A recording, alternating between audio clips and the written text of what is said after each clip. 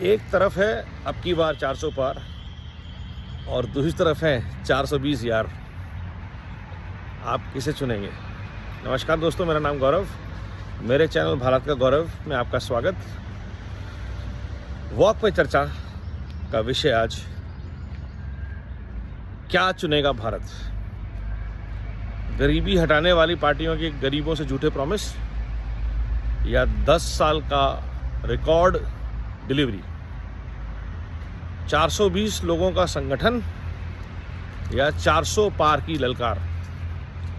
भारत ने तो अपना मन 400 पार का बना लिया था, लेकिन 400 से आगे का लक्ष्य जो है वो ऐसे जब झूठे मैनिफेस्टो आते हैं, ख़ासतौर पे पूरी भारत की यात्रा करने के बाद, तो प्रॉब्लम समझ में आती है कि एक माइंडसेट का इशू है।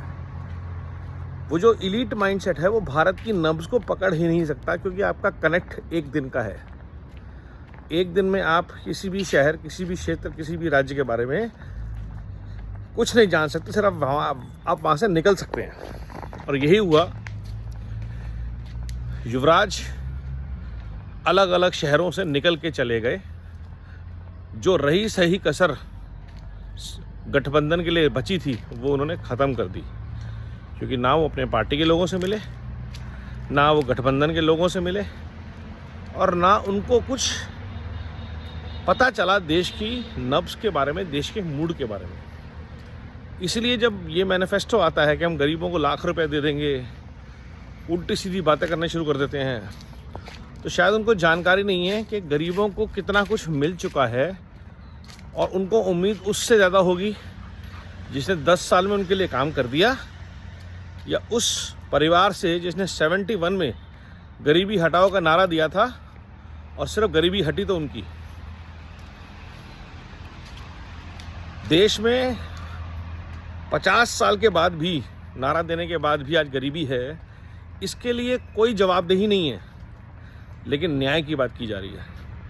और देश जब ये देखता है तो देश का झुकाव उस व्यक्ति के प्रति और अटूट होता है, और मजबूत होता है, जिसने कहा था कि मैं देश नहीं झुकने दूंगा, मैं देश नहीं रुकने दूंगा, मैं भारत माँ का शीश नहीं झुकने दूंगा। उस बंदे ने अपनी बात को करके दिखाया, और वो भी तब जब पूरा विश्व रुक गया, पूरा विश्व झुक गया। उस व्यक्ति ने ना सिर्फ वोकल फॉर लोकल, आत्मनिर्भर भारत जैसी योजनाओं के साथ देश को चलायमान रखा, बल्कि वैक्सीन बना के देश का मान ऊंचा किया। पूरे विश्व में वैक्सीन मैत्री जैसी चीज़ों से, इनिशिएटिव से देश के रिश्तों को मजबूत किया। और नतीजा ये है कि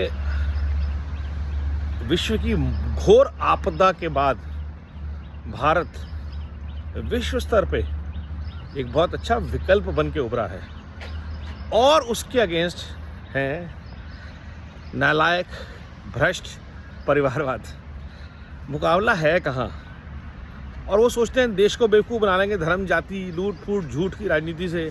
आज भी, आज के ज़माने में देश ने ये बात त्याग दी है अपने मन से कि ऐसे किसी भी पार्टी को, ऐसी किसी भी सोच को, विघटनकारी, द्वेष, घृणा, लूट, झूठ और फूट की राजनीति से उफनती हुई इस परिवारवाद और भ्रष्ट सोच को मौका देने का। देश ऊपर उठ चुका है इन चीज़ों से। देश तो मोदी जी के साथ है ही है। अब की बार 400 पार तय है। उसको 402, 403, 404, 405, 406 तक पहुंचाने का काम जो है वो कांग्रेस के अध्यक्ष कर रहे हैं।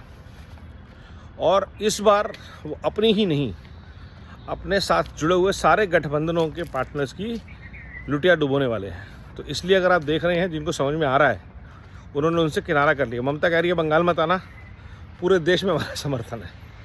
आम आदमी के कह रही है पंजाब मत आना, पूरे देश में हमारा समर्थन है। अखिलेश यादव कह रहे हैं यूपी में मत आना, पूरे देश में हमारा समर्थन है। लालू कह रहे हैं बिहार मत आना, पूरे देश में हमारा समर्थन है, जो मर्जी करो।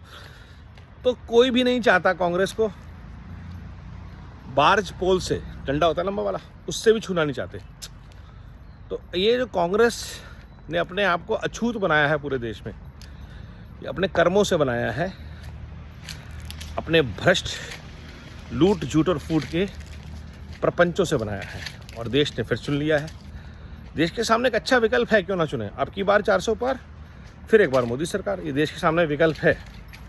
तो चलिए झूठ प्रपंचों से आगे निकलते हैं और बात करते हैं। आइए बाजी,